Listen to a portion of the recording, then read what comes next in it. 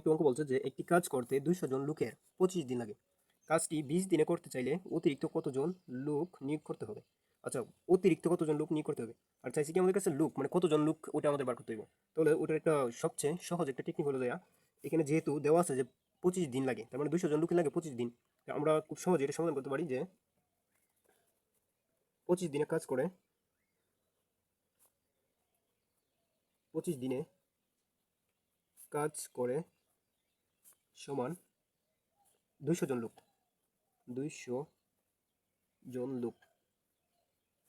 তাহলে একদিনে কাজ করবে কতজন লোক? তাহলে একদিনে কাজ করে, সুতরাং একদিনে কাজ করে সমান ওই যে 200 আছে, তো আমরা এটা লিখতে পারি 200 গুণ 25 জন লোক, এতজন লোক। তাহলে যেহেতু 20 দিনে করতে চাইলে, অর্থাৎ 20 দিন চাইছে এখানে, তাহলে আমরা আবার লিখতে পারি যে সুতরাং 20 দিনে কাজ করে সমান ওই যে 20 দিন বলতে কি এটা আরো বেশি লোক বার হবে হয়তো। তাহলে এখানে 200 গুণ 25 বাই 20, এই যে 20 আছে এখানে 20, এতজন লোক। তাহলে এটা যদি আমরা সমাধান করি, তাহলে কি হইতেছে 25, এটার সাথে গুণ করলে হয়ে যাবো এটা আর এটা কাটাও, তার মানে 20 আর 25, এটা দুইটা ভাগ করলে সর্বমোট রেজাল্ট আমরা 225 250 জন, 250 জন লোক। তাহলে আমরা এখান থেকে বুঝতে পারলাম যে 20 দিনে কাজ করে লোক আমাদের নিয়োগ করতে হবে 250 জন লোক। এতজন লোকের আমরা প্রয়োজন, মানে 20 দিনে কাজ করতে। তো সুতরাং আমরা লিখতে পারি না এটা যে অতিরিক্ত, যেহেতু আমাদেরকে বলছিল যে অতিরিক্ত কতজন লোক নিয়োগ করতে হবে, তাহলে আমাদের অতিরিক্ত লোকের প্রয়োজন,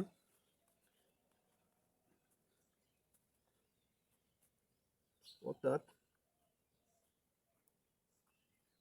অর্থাৎ অতিরিক্ত লোকের